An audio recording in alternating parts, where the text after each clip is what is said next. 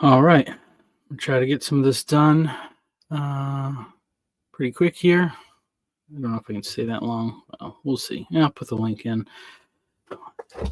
Anything that boosts the numbers is good, but I'm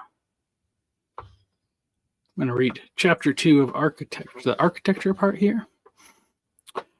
Chapter 36, Wedding Temples, Architecture Part 2, or Wedding Tents. Chapter 36, Wedding Tents, Architecture Part 2, Wedding Tents.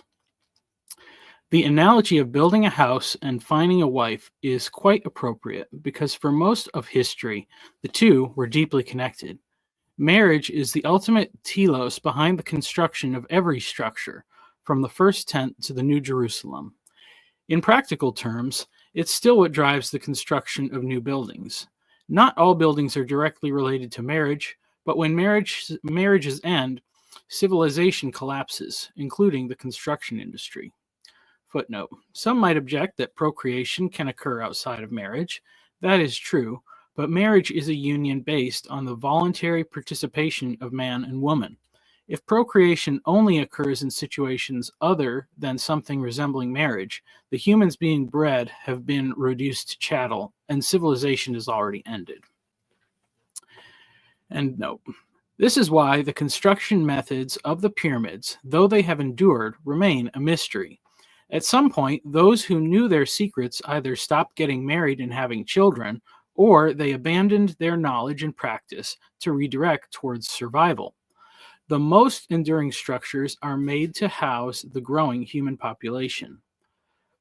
While churches and cathedrals are typically the places where marriages occur, they have their roots in human habitations. The tabernacle was the house of the Lord, and it came into existence at the same time the Lord crafted his people, Israel. The nation of Israel is recognized as being formed after the Exodus, but this reveals the same bridal imagery we see in the early chapters of Genesis. Just as Eve is pulled out of the parted side of Adam, Israel is removed through the parting waters of the Red Sea. The sons of Jacob, the son of Isaac, the son of Abraham, is born again out of the waters of Egypt. Over the course of its history, Israel takes turns as enacting the roles of both bride and groom, its kings and prophets as husbands. When Israel has a king, he is often wedded to a foreigner, something only forbidden to the priests, as a symbol of God's plan to unite all nations. While other times she is a harlot, the unfaithful wife who has abandoned her faithful groom for the gods of foreign kings. But when this nation is formed, their husbands instruct them in creating a marriage tent as a house of worship. When we remove the blinders of sacred tradition, we can begin to see the domestic realities of the tabernacle structure and elements. The sacrifices that occur outside the tents happen in the same place as the Passover, on the threshold of a dwelling place, where all may enjoy the feast. Inside, a place where husband and wife, God and priest, meet and dine together. The light of the oil lamps illuminates the table of showbread, the humblest nourishment, but a feast when eaten in the presence of the beloved. The altar of incense creates an environment of mystery. The sweet-smelling smoke fills the space, obscuring the appearance of the beloved, feminine and Irenic in source, masculine and agentic in enjoyment and consumption. Finally, when the time is right, the high priest enters the most holy chamber. Israel and God unite on the Day of Atonement. The two are at one flesh in two bodies, carnal and incorporeal. This symbolism reflects a sort of pagan aesthetic that has been scrubbed from our modern marriages and churches. On one hand, the desire to elevate the sacredness of marriage is admirable, and when people seek to get married in a church or cathedral, they are participating in the tradition of ages. They are connecting themselves with every other couple that has begun their life together in that particular building and in the churches everywhere. But there's a disconnect with what we experience in those spaces. The ancient cathedral is better than the modern church in most respects, except that the tuxedos and satin gowns become even more anachronistic. The foreigner has an advantage here, as the exotic nature of traditional dress helps to transpose the event into slightly more mysterious territory. The problem is that the pagans were right in many ways about these ancient customs, but wherever they shared a similar understanding with the ancient Hebrews, we have thrown the biblical baby out with the dirty pagan bathwater. Dirt is one aspect of that whole ancient aesthetic. You can't escape the stuff. It's used by God to make men, and then men use it to make bricks and cities. But it's also the place where grain came from. Men used plows to dig furrows in the earth and scattered their seeds within. Seed, of course, is a word with a dual meaning. In Greek, sperma, and it means both the grain of a plant and the male sexual deposit. This is the area where the pagans got stuck, and the Christians decided to just move on. A survey of ancient myths would tell you there's no greater substance than the semen of divinities. The Egyptians believed all of creation resulted from the wedding of the hand and penis of the masturbating god Atum. Many more stories give the gods the supernatural ability to impregnate any living creature, regardless of sex or species. Zeus was especially notorious for making his way around the animal kingdom. Of course, these things form the basis of the perversions that make up the occult, the progression of which Mark Studdock imagines with banal predictability upon wrestling with the objective realm. Quote, the eating of abominable food, the dabbling in dirt and blood, the ritual performances of calculated obscenities. But the reason why it's always dirt, blood, food, drink, and sex is because there is real power in these elemental forces. I am not advocating for the elimination of church weddings, but it's all these elements which have been stripped from the ritual, replaced with sanitized symbols generations removed from the real stuff of life. Working the soil was analogous to sex, and it was done in anticipation of an act of consummation. Whether to earn money or for subsistence, agriculture developed in cultures aimed at uniting couples in matrimony and producing new life. When the fog of modernity is scrubbed from the translation of our texts, we see ancient Noah planting a vineyard to fortify himself for the consummation of a wedding night. Footnote. I've done extensive research on the story of Genesis 9, and my conclusion is that the wives of Noah and his sons were likely brought to the ark, escorting the 7 pairs of clean domestic animals, just before the deluge began. The mother of Noah's sons is no longer the wife of Noah at this point. Likely, she had been stolen or deceased. End footnote. The miracle at the wedding in Cana tells a similar tale. If they run out of wine, the marriage will not go right. The ancient symbolic connection between the marriage and the home has been preserved in the Jewish tradition in the use of the chuppah. The chuppah is representative of the groom's home, and specifically the bridal chamber. The weddings of Isaac and Jacob consist of nothing more than entry into a tent. First, a literal entry into the physical tent, followed by the metaphorical entry in the act of consummation. The chuppah was originally a true residence, whether it consisted of a tent, a new home, or an addition built onto the house of the groom's father. The prerequisite for taking a wife was the expansion or creation of a new domestic arena in preparation of the bride's arrival or the inheritance of the estate. The symbolic chuppah usually consists of 4 wooden poles supporting a roof tapestry.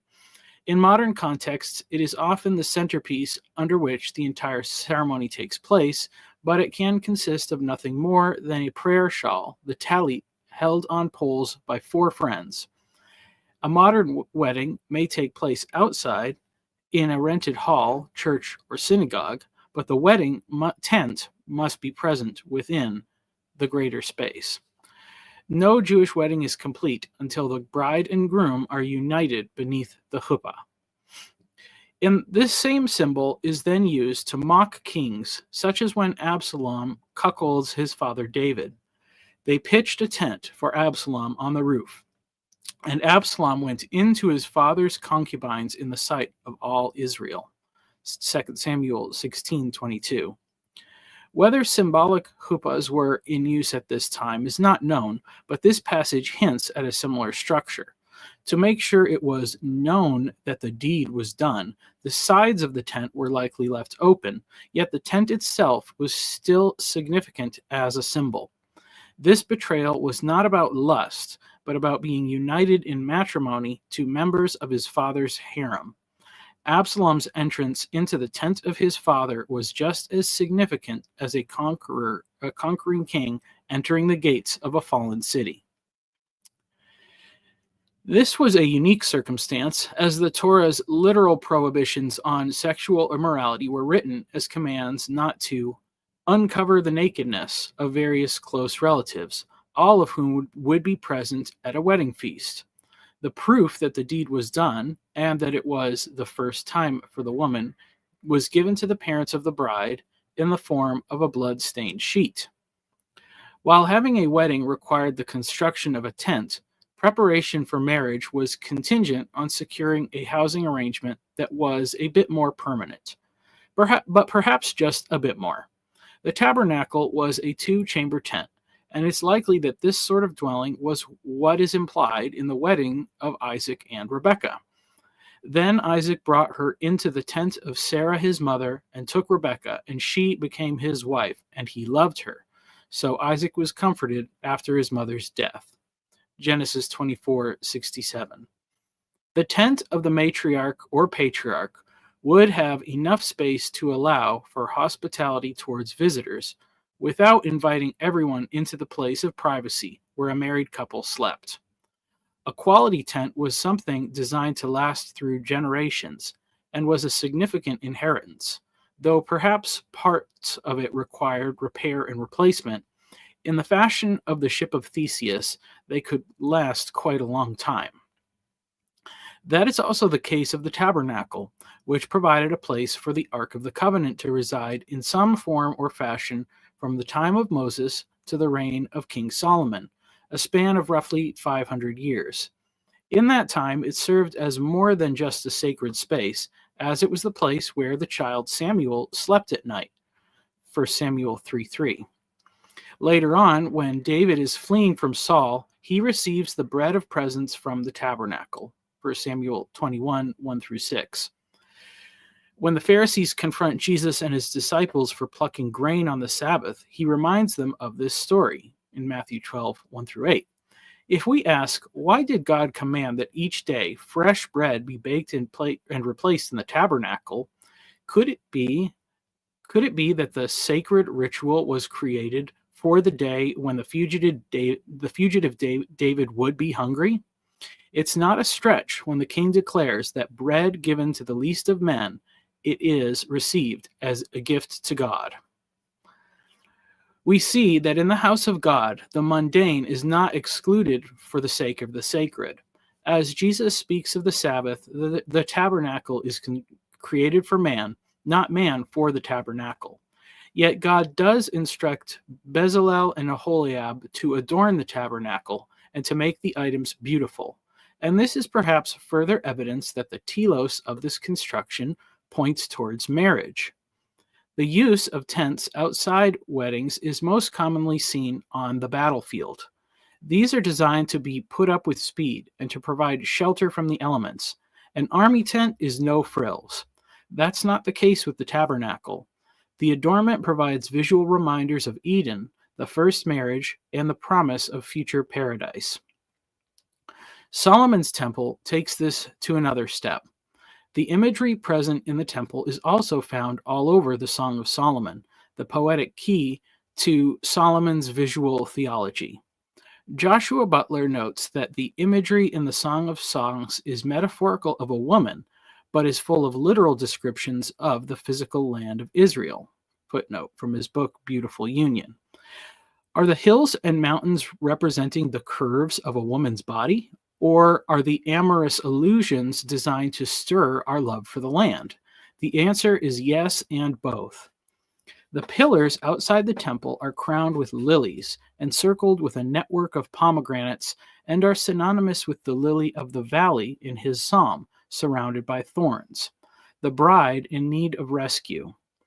Though Solomon's own love of women became his undoing, his actions give us great insight into the way this wisest of kings understood the nature of Scripture and prophecy. It's a symbol of the Messiah, uniting all the nations of the world in marriage. My personal belief, supported by the assumption of Solomonic authorship of Ecclesiastes, is that Solomon was trying to provide both a vivid symbol of God's plan for the nations and a cautionary tale against other kings who would attempt to follow in his footsteps. Combined with the construction of his forest palace, Solomon recreates urban environments that reflect geographic locales of great significance. Mountains and valleys, gardens and forests each represent different relationships between heaven and earth and between God and man. These public structures added complexity to the lives of the Israelites. They were no longer the simple tent-dwelling people of the desert, but inhabitants of towns and cities with capitals, kings, and priests. The complexity of these new structures did not negate the symbolism of the prior structures, but rather expanded it. The 12 sons of Israel were wed to their 12 brides. The 12 tribes were wed to certain portions of the land. The semi-porous nature of borders allowed strangers to become friends, while the strong walls of cities provided the separation and privacy to delineate the family on the inside from the foreigners without. Cool. Yeah. It's a good little chunk there. Take a little break. I'm also doing work at the same time, which is not actually possible to do while directly reading, but I can listen to things and talk to people and stuff while I'm working.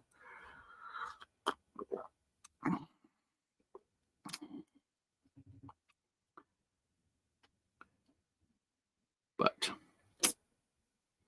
it's a little bit of a, I think I have to go somewhere at like 10 o'clock. So I'm trying to multitask a little bit here, get this done. I only have like 6 more chapters that I need to read before the book is completely finished. So that's an exciting thing. And once that's done, I can move on to the next book, which I've sort of finished, but it's more polished, but it's also kind of a rough draft. I think what I might do, I don't know, I might move things over to Substack. I know there's stuff where I can put like videos on both there and here. Maybe I'll make those ones like a members thing. But what I plan to do is actually read them out loud and actually, edit the text while I'm reading it, to make sure I don't have a bunch of mistakes.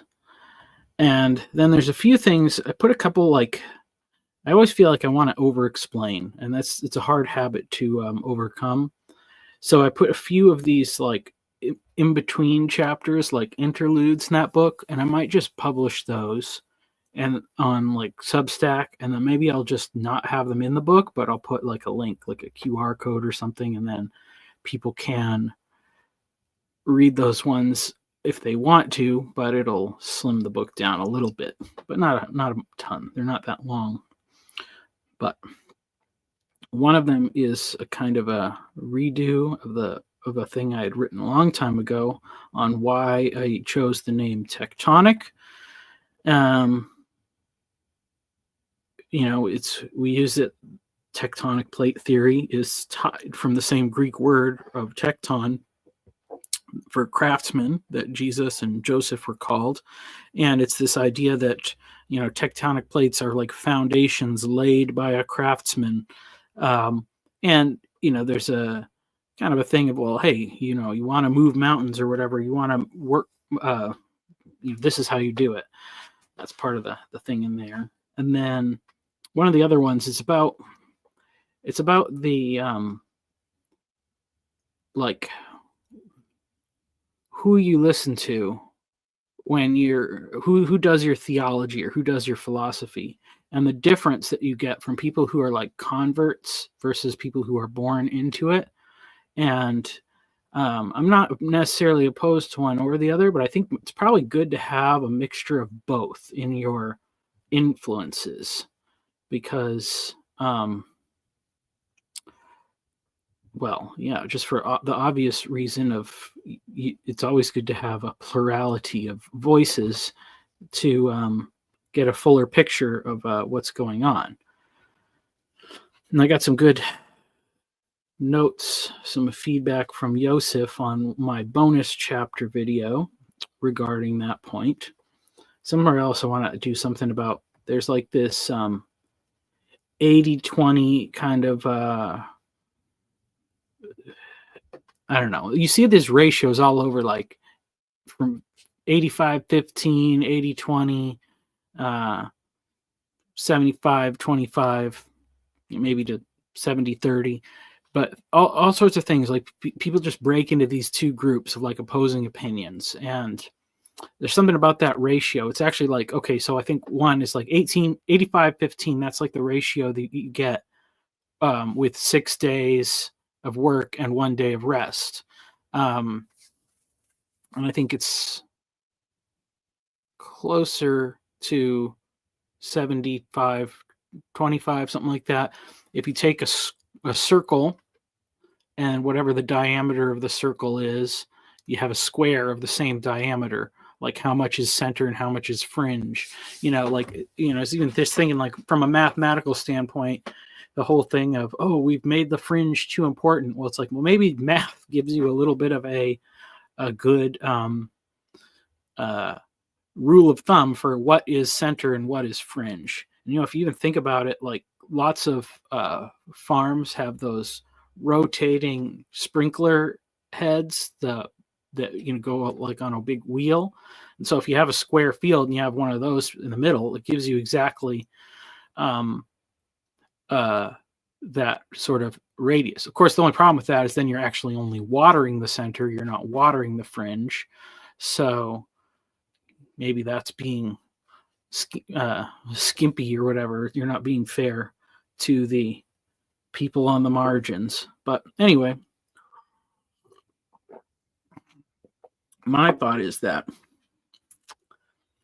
if an opinion that's in disagreement with you is held by 15, 20, maybe even as low as like 10% of people, like even if you have like a 90-10 split on something, that minority position is still enough that you shouldn't just outright consider it like wrong.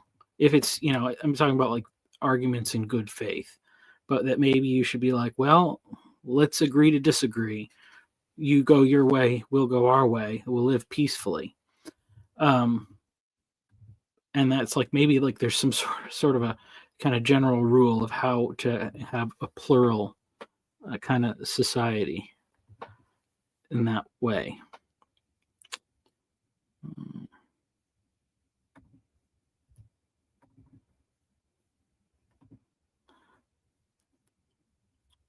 Well, that was a good chat of me saying something. One person is watching on Jacob's channel. If you're watching on Jacob's channel, you should come over and watch on my channel, because I really need the view time hours.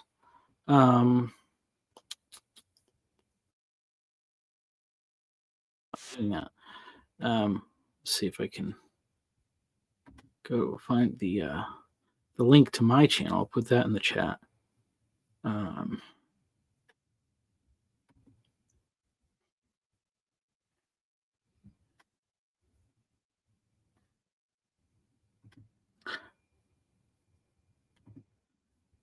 If you're watching on Jacob's channel, go watch it on this channel instead and subscribe. And I'm going to get back to reading this chapter. Why we build what we build. It only takes a bit of imagination to view all the customs and practices described in the Bible as organic developments based on the simple concepts of marriage. Marriage is the thing that turns strangers into families. It's vital to any future vision of greater peace. We can see how a civilization's architecture develops from this basic concept. The locations of a permanent or semi nomadic culture are first determined by sources of water. The more permanent the water supply, the more stable the civilization. This is why the first great civilizations developed along riverbanks. But the pattern follows smaller cultures as well. In the Bible, the place to meet a spouse is at a well. Wells and oases then become the places where permanent settlements began. Individual tents or homes are first united around some sort of altar. Though we tend to think of these places as sacred and religious sites, their basic utility was a place to slaughter and cook wild game and livestock. These sacrifices were almost entirely consumed by the people involved. Meat was highly nutritious, but also perishable. So when a larger animal was killed, it made sense to feed as many people as possible. This created a quid pro quo amongst the various herdsmen and hunters, but it also did something more. We don't need to know how much mystical significance was placed on the consumption of flesh, but there was an understanding that whenever a meal is shared, some essence of the creature resides in everyone who participates. This binds the community together. Footnote: these practices can really go off the rails when humans are killed due to belief in scapegoat principles. People are united in a shared act of violence. This often leads to cannibalism. It's a community of warped purpose, but the ties that bind them together are very strong. End footnote. These patterns make any large gatherings ideal times to sacrifice animals, and such gatherings occurred naturally when couples were wed or children were born. Festivals of harvest made sense due to the abundance of resources, and so it often became customary to hold weddings at these times of year. The structures built in larger cities would reflect further development and sophistication of the same principles. In areas of stable but limited resources, protecting the inhabitants and their food became necessary. City walls extended the boundary of the community, adding another layer of division between friend and foe. What we build reveals what is precious to us, and walls are designed to protect the weak from the strong, mainly women and children, but they were also places where flocks could be gathered during times of conflict. Cities under siege are like survival arcs. Culture retracts into a seed form until it is safe to send out roots and branches. The problem with walled cities was that they put a hard cap on the population. When the population expanded to require more walled cities, there was no way to keep them united in purpose or relationship. This resulted in conflict and antagonism. Resolution came in the form of marriage, either through the forceful capture of the king's wives in the manner of Absalom, or through a merger of people groups, such as Shechem proposes to Jacob in Genesis 34. When the city-states in a region become sufficiently homogeneous in language and culture, something akin to a nation was born. Cultures that developed along rivers flourished through the development of agriculture. These cultures survived through an abundance of food, so much so that creative methods of preservation and storage were developed through necessities. The seasonal flooding of rivers required a different rhythm of life than the pastoral cultures. The creation of irrigation canals and granaries were major architectural developments, allowing for the maximum yields to be captured and preserved in each harvest. Along with fermentation, these developments led to the first truly wealthy cultures. The story of Joseph in the latter chapters of Genesis gives us insight into how these developments could best be used. Putting aside the supernatural revelation of the coming 7 years of abundance and subsequent famine, the principles show a wise use of the resources available in those times. Joseph protected the abundance of grain in walled cities, and when the famine strikes, he distributes the preserved grain grain from the granaries within those cities. Genesis 41, 48, and 56. His frugality and austerity enables the survival of the Egyptians and their neighbors. The more detailed account given in Genesis 47 describes the people's willful surrender of their land in exchange for survival. While many people chafe at the scenario described, it gives us a helpful insight into the nature of servitude in the ancient world. This voluntary decision to opt into something like serfdom was an agreeable exchange for people who did not have the resources to survive on their own. It's a development more along the lines of national citizenship than the chattel slavery of the New World.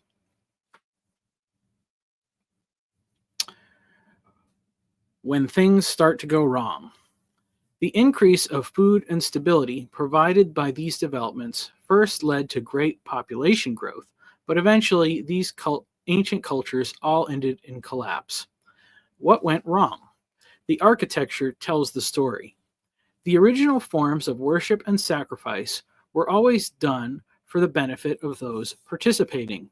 The bit of drink poured out on the ground or the fat burnt on the altar was a recognition that the people making the offering had been blessed, but the blessing itself was the meal. As human ingenuity caused exponential growth in the blessings of the harvest, cities, kings, and priests supplanted the gods as the source from whom the blessings flowed.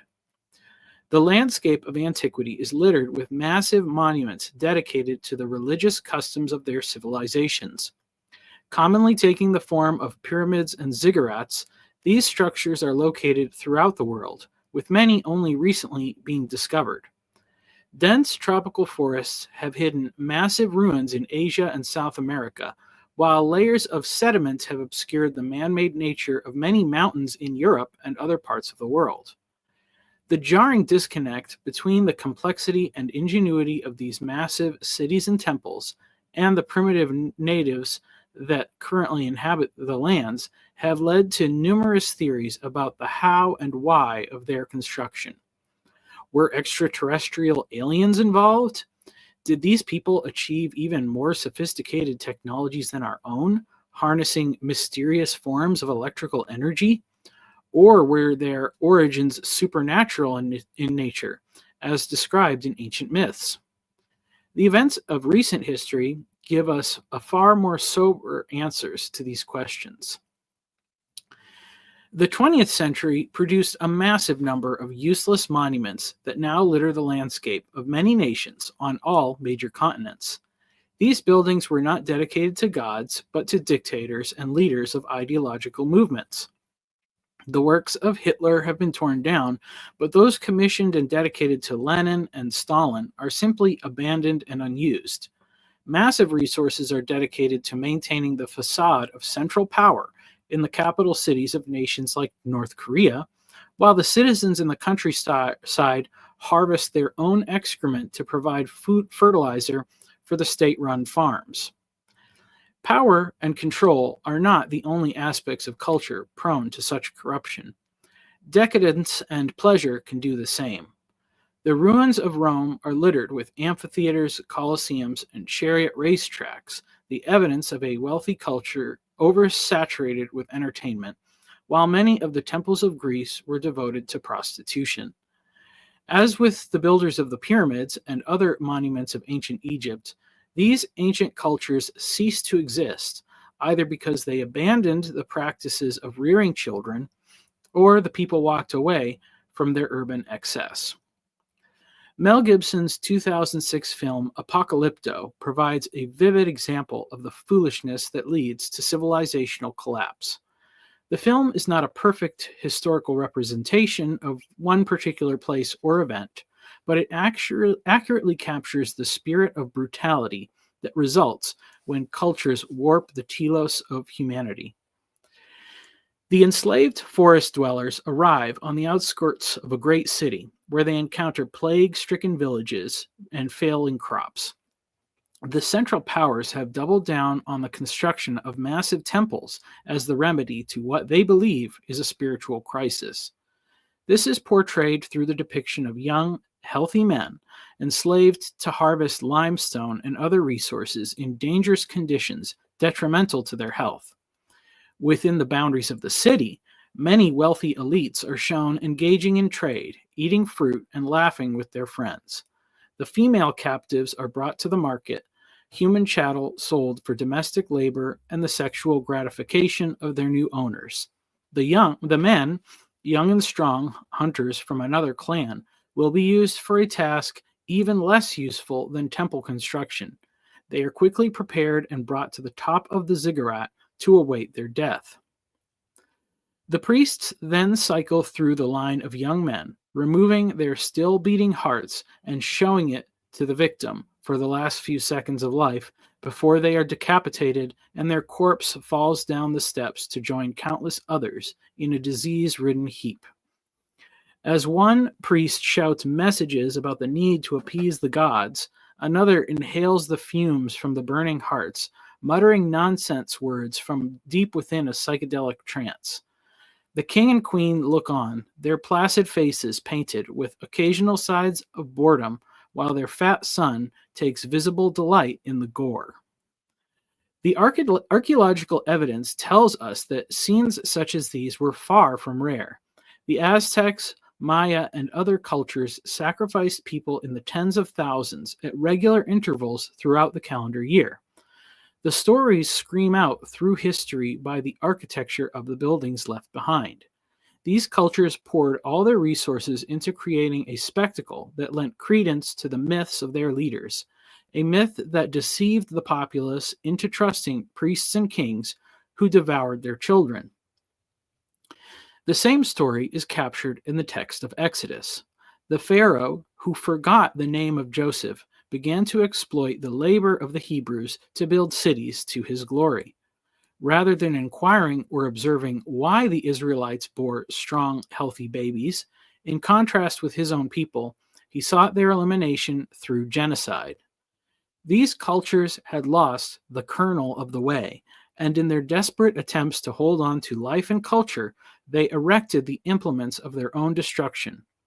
For whoever would save his life will lose it. Almost every architectural marvel of the ancient world remains as corpses of cultural extinction. Even in America, our landscape is littered with empty 2- and 3-level shopping malls, the cultural meccas of the consumerist religion of the 80s and 90s. In light of this, we must reconsider the cathedral. Is the cathedral destined to a different fate than the pyramids of Egypt, the Roman Colosseum, or the ziggurats of Mexico? While I believe that Christianity is true, the cathedral is not an everlasting monument to the faith. Evidence suggests that cathedrals will continue to fade from the architectural landscape. What will replace them is yet to be seen, perhaps a return of the old gods. The construction of the Baps Swaminarayan Akshardham in Robbinsville, New Jersey, is a testament to the vitality of religious fervor in the 21st century.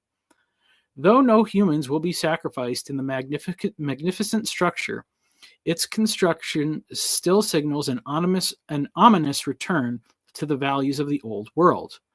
Over 12,000 artisans from India came to build the temple as volunteers, many of them members of the lowest caste in Hinduism.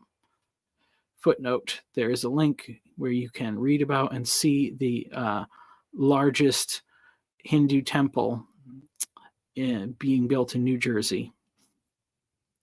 Others are building more temples of technology, like the Sphere in Las Vegas, or the increasing architecture of virtual spaces, which require the construction of bigger and bigger server farms, or increasingly massive distribution centers to reduce shipping times for consumer goods.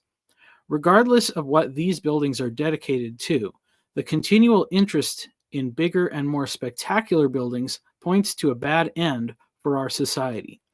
Much like Alexander's program of Hellenization or Rome's cult of empire, the telos of huge centralized projects requires the formation of people into machine-like cogs.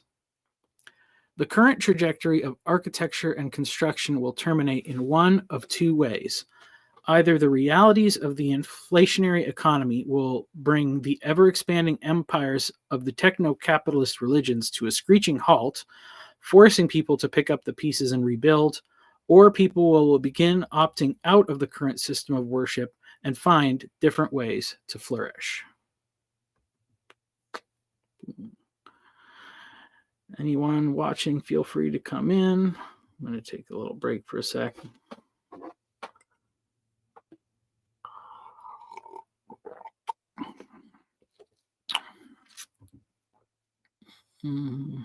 Crap.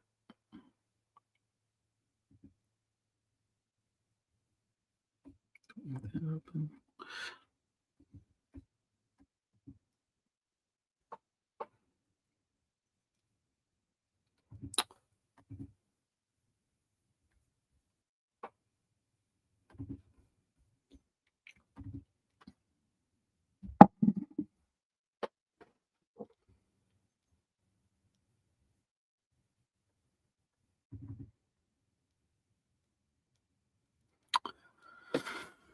Mm-hmm.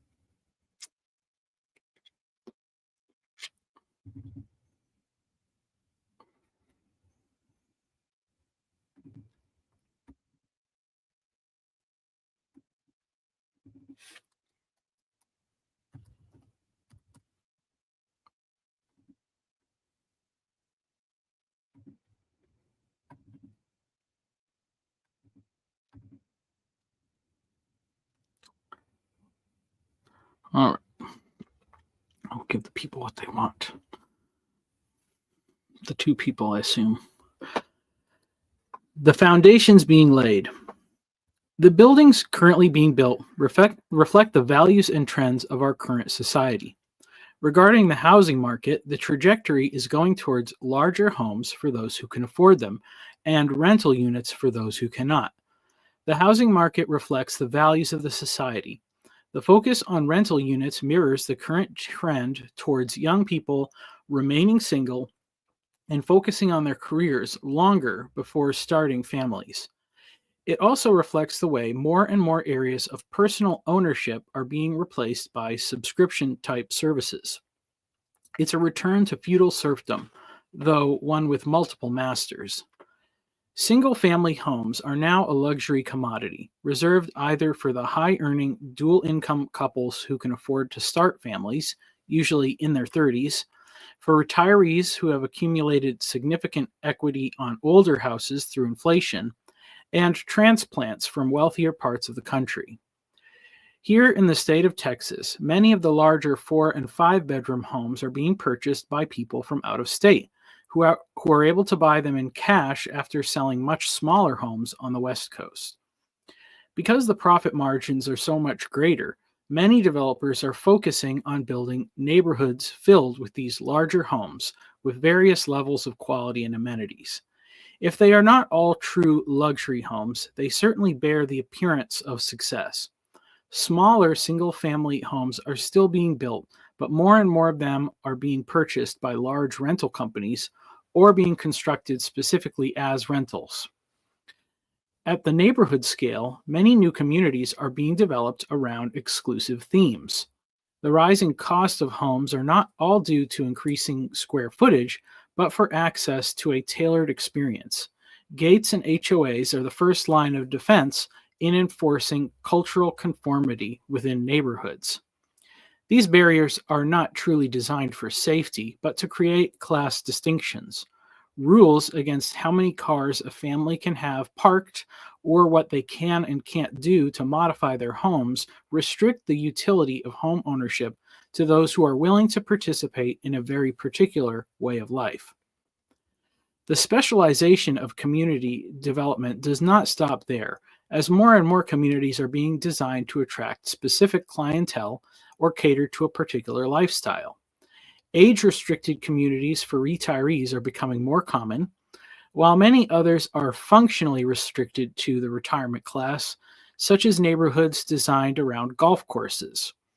Others are centered around extravagant integrated amenities with amusement park level water slides and massive artificial lagoons.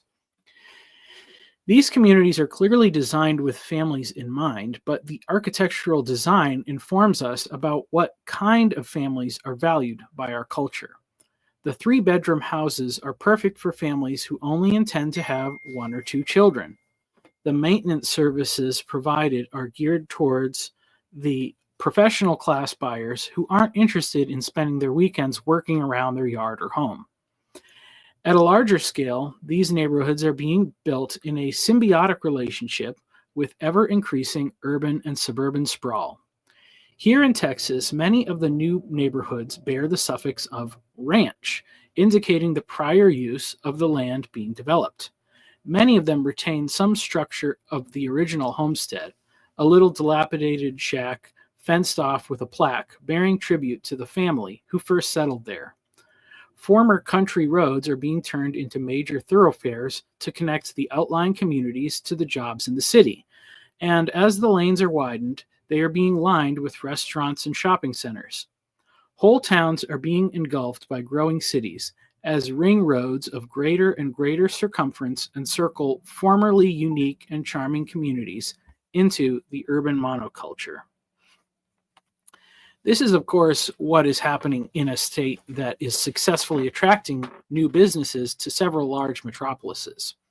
Economic hotspots are often created by legislative action that gives incentives to certain industries and state investments into major infrastructures. Many areas of flyover country aren't booming nearly so much. For those who have the desire to create something new, there are still places in this country and many others with lots of opportunity to create and build industries, communities, and cultures that foster the best things in life. Traditional religions, modern economics, mainstream culture, and many other institutions insist on bounded set dynamics to control the outcome of communities. Rather than insisting on the old formulas of bounded sets, the internet provides an unprecedented opportunity for new communities to emerge through centered sets. The desire to create, to build, to cultivate, and foster growth, not just in the realms of technology or science, but in relationships, families, and cultures as a whole, can cut across many other demographic categories. 5 or 10 families with a mix of entrepreneurs, craftsmen, teachers, and people devoted to hospitality can find many dilapidated towns to start something new. Who knows what could emerge from communities centered on the right goals?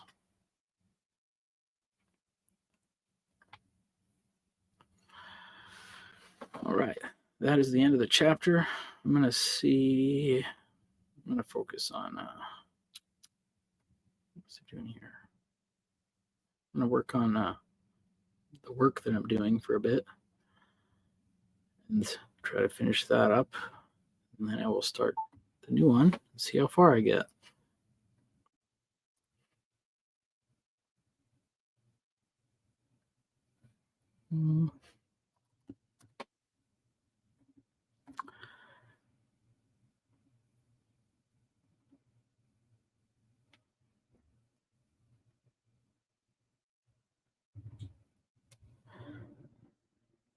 But, everything's going okay.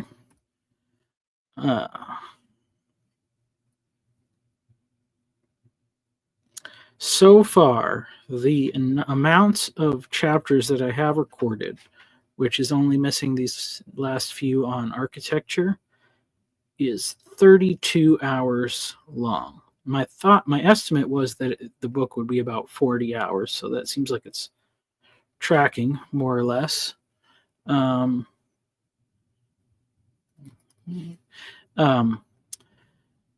So, you could watch it in a work week. And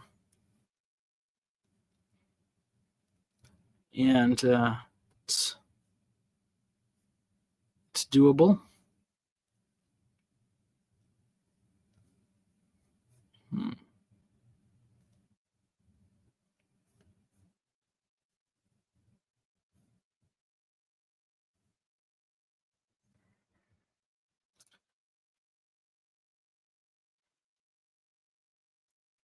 If you do it double speed, you could listen to the whole thing in 2 days. Well, almost.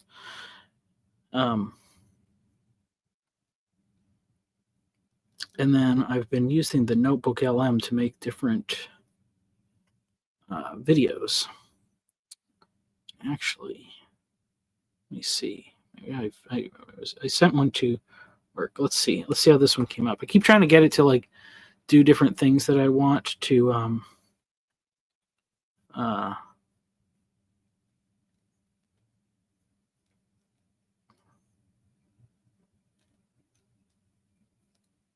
oh, you know what? I forgot. It won't play the audio for whatever reason. So I'm going to download this video and then I'm going to upload it into StreamYard and see if I can play it there.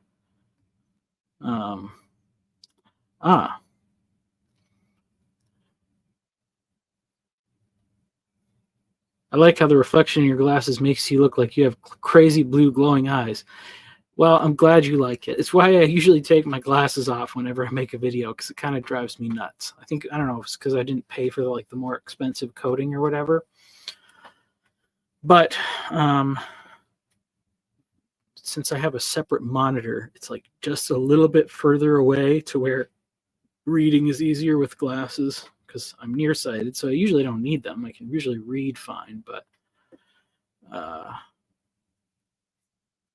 yeah, it's cool though. Well, it was also originally it was my secret identity. Like online, no glasses, and then in real life, I would have glasses. So it's like the Clark Kent thing.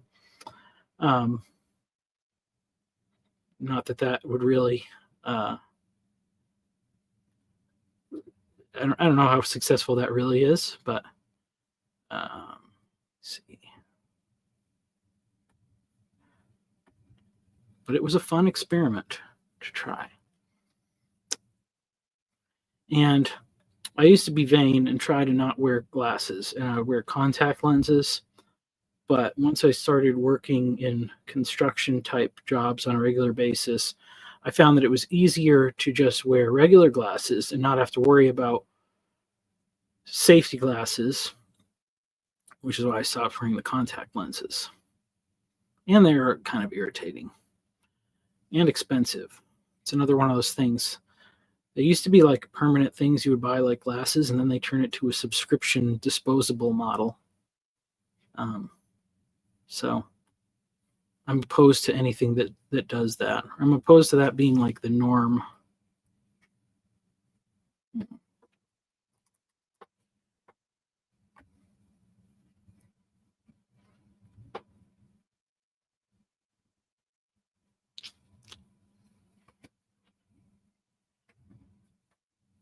All right, cool. Oh, yes.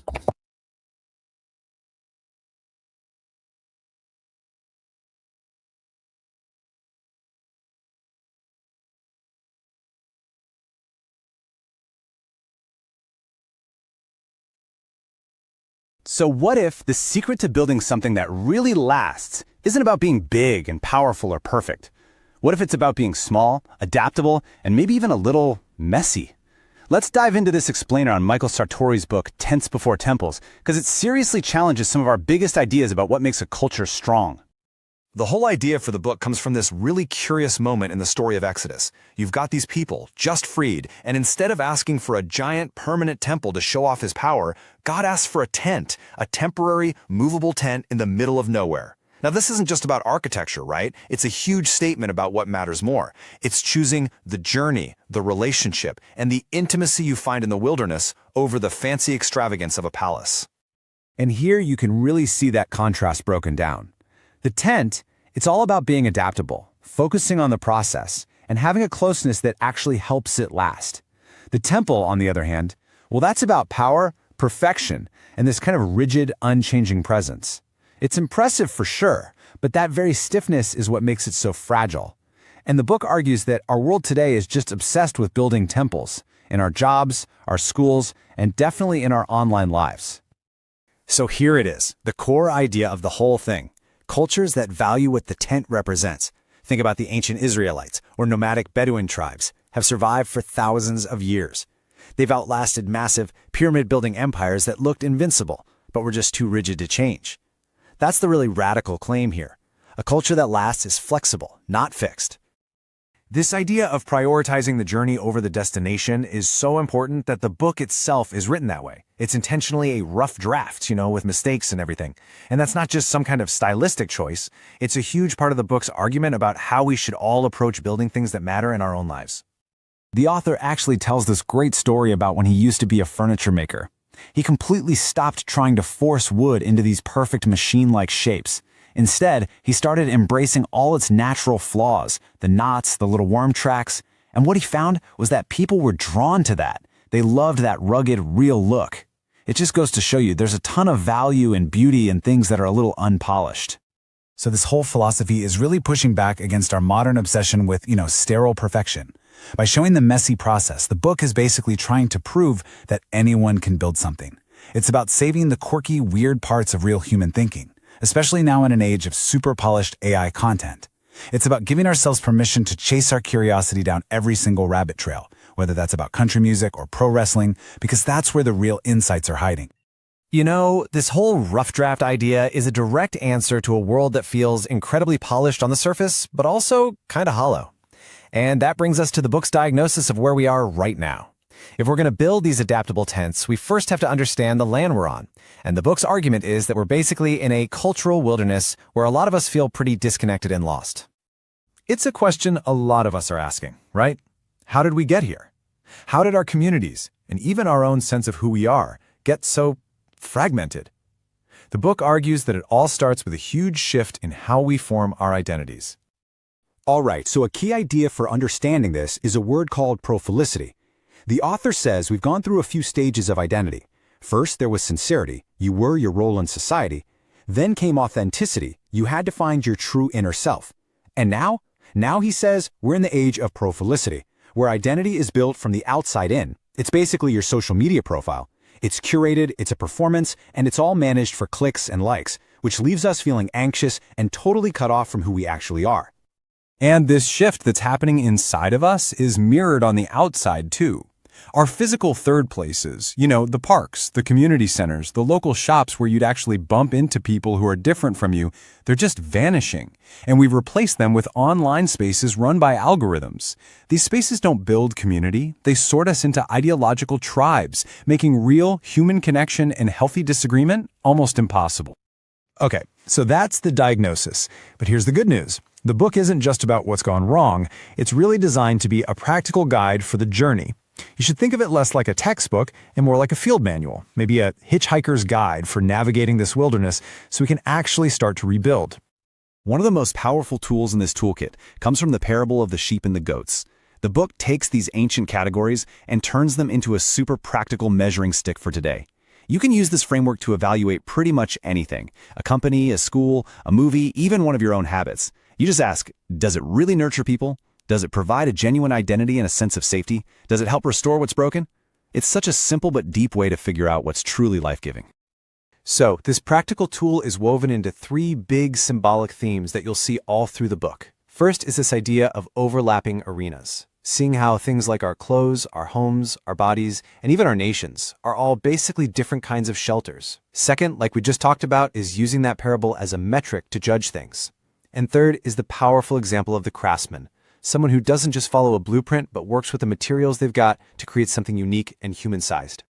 And that brings us right back around to the beginning. Once we're armed with this diagnosis of the wilderness, and we have a toolkit for the journey, we can finally get to work building a culture that lasts. And, just like the title says, this whole process doesn't start with some massive top-down plan. Nope, it starts with a tent. This whole philosophy is captured perfectly in the ancient Feast of Tabernacles, or Sukkot. For 1 week every year, people are commanded to leave their sturdy, comfortable houses and go live in these temporary little huts. It's this national annual reminder to never forget the journey, to remember where they came from in the wilderness. It's about valuing community and relying on each other, instead of believing in the illusion of permanent, isolated strength. I mean, it is the ultimate expression of tents before temples. So what we're left with is this incredibly powerful idea. Rebuilding our culture isn't going to happen because of some huge top-down great reset. It's a bottom-up job. It's about the small, humble, intentional things that we do in our own families and in our own neighborhoods. It's about building flexible, human-sized things that can actually bend and adapt and endure. And that right there brings us to the final challenge the book leaves us with. Because this isn't some abstract problem for other people to solve. The question is personal. For you, in your own life, within your own community, what small, humble, adaptable structure, what tent are you going to build first?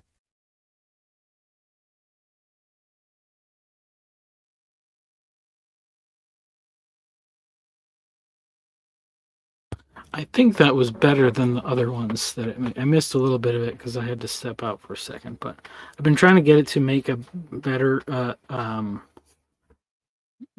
explainer video for the whole book. But it's so big, it just keeps picking like weird random things, and it keeps saying like the key thing is this, the central point is that. So then I had to write like a whole document to say like, no, this is the central points that I think are most important. I mean, I guess if they don't come across, it's, whatever. I didn't do the best job, but I think that was much closer to what I was trying to get at. So I'm pretty happy with that. And probably I just need to like edit some of these different things together, and then thinking of ways to make it like not so obviously like just a thing that is coming straight from the AI, like to add some other stuff to it or something, so it's a little bit more like get someone to watch it. So I have some ideas, but we'll see what happens.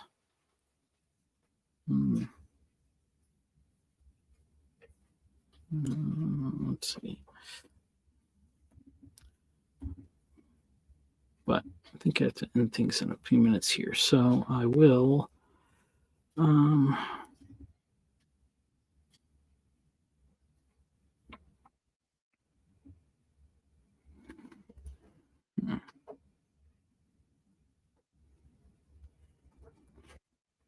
wow, somebody's here.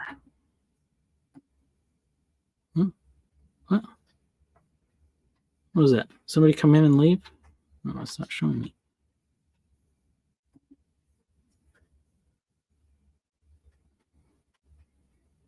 Who is this? No idea. Put your camera on so I can see you. Ah, Mark.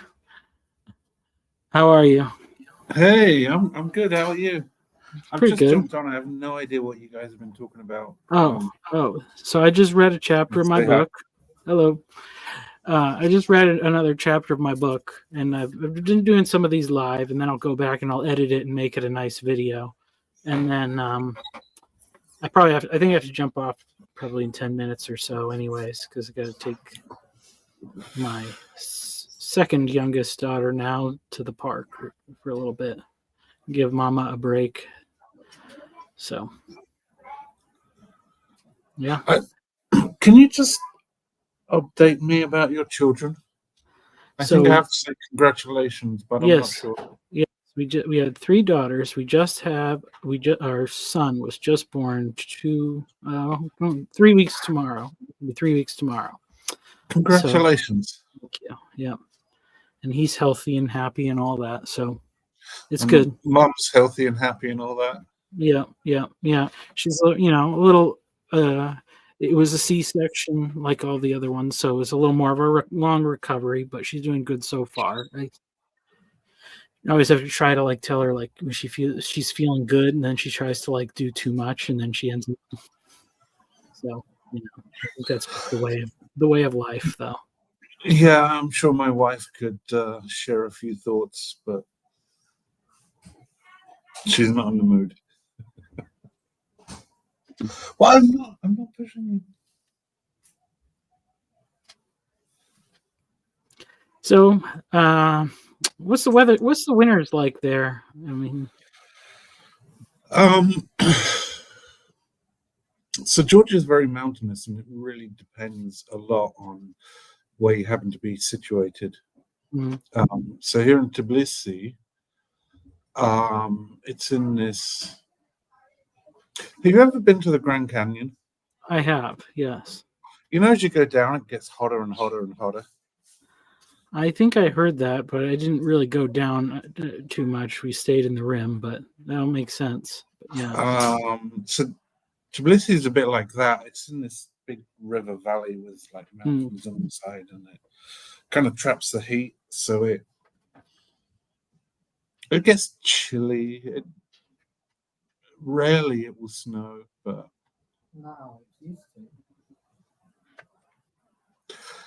30 years ago it snowed often. I've Yeah. been told. Hmm. But you'll get a lot of snow, for example, in my wife's village. If you go up into the mountains, they've got ski resorts, and it's fairly consistent snow. Yeah. So it's fairly reliable ski resorts, and very cheap actually if you want to go skiing. So yeah, I've started wearing coat out now. So it's that kind of temperature. It's not that cold, but it's okay. It's nice. It's nice when you can drive to different climates, within however you get there, but within a reasonable span of time. Yeah, it's always at this period of the year, I'm like, should I put winter tires on, or can I get away with not bothering? I'm going through that kind of decision at the moment. Yeah.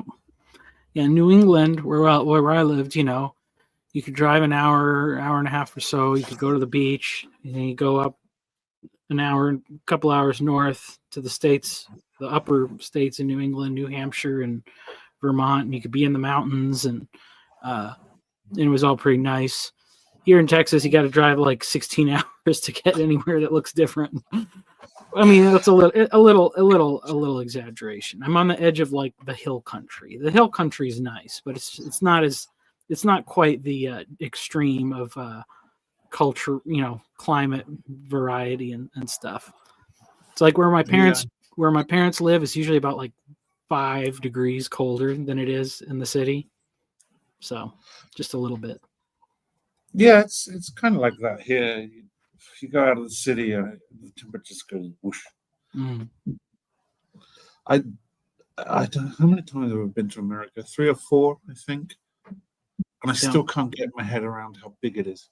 Yeah, it's huge. It's huge. I mean, really, like each state in European terms, like each state would be a country, essentially, Yeah. So it is. It's a continent. It's not really a country. It's a continent, like Europe is. So yeah, Canada's even bigger land-wise, but I mean, it's kind of like North American Russia, I guess.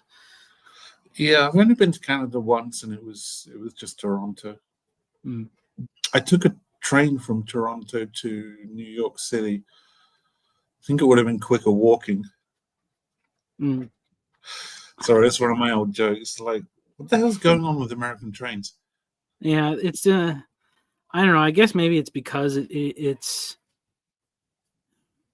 because everything like spread out so fast, like it's just so much more spread out. There's just so much empty space. Like New England, where I lived in New England, it was very much of a similar density to like in Europe. Like once you leave the city and you're just in towns and towns. You can drive for 30 minutes. You go through like 6 different towns. Each one's its own little, thing.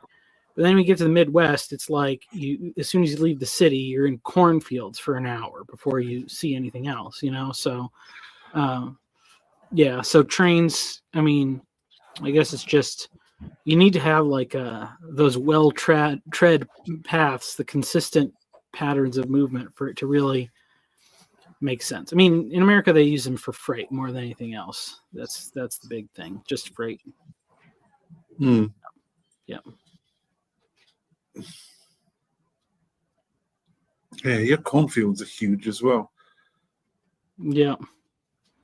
Industrial mega farming, one of the great evils of the day, I suppose. Making everybody fat. I mean, it's basically it's what they did. The government subsidized corn, and that's what made everybody fat. Should I comment on that? Well, people don't understand it so much, but the history of like subsidies and basically anytime anything is subsidized by the government, it is a bad. It gets people manipulate the system, and you get an excess of whatever it was that you were trying to produce, and it's not good. Yeah, well, I live in an ex-Soviet country, and the central government put price controls on everything, which just knocked everything out of whack. So you get massive overproduction in some things, and then you're like, oh, we need to cut the price of that, and then you get massive overproduction in something else, and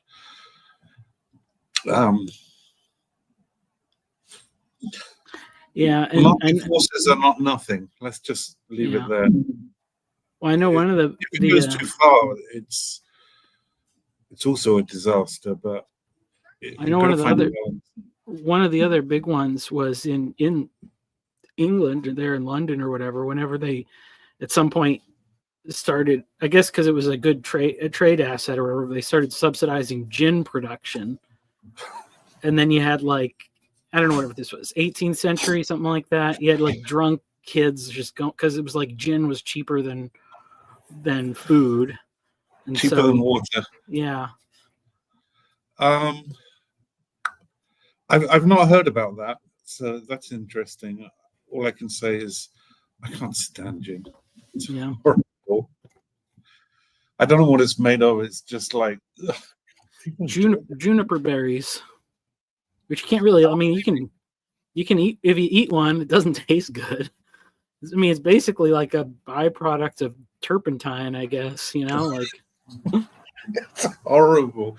Apparently, it's very popular amongst millennials. I've been told. Yeah, well, because it's one of those ones you have to make into fashion. Mixed drinks. Let's put it that way. I don't think anybody drinks it straight. No, they always add things. Yeah, gin and tonics and whatnot. Well, that was more like medicine, gin and tonic. I see a little head. Want to say hi?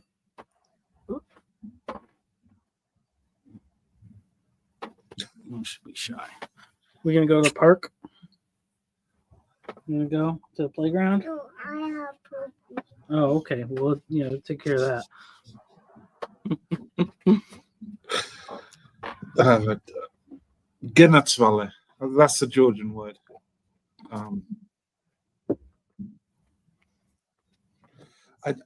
don't know how to translate that word. It's just Gennatsvalle.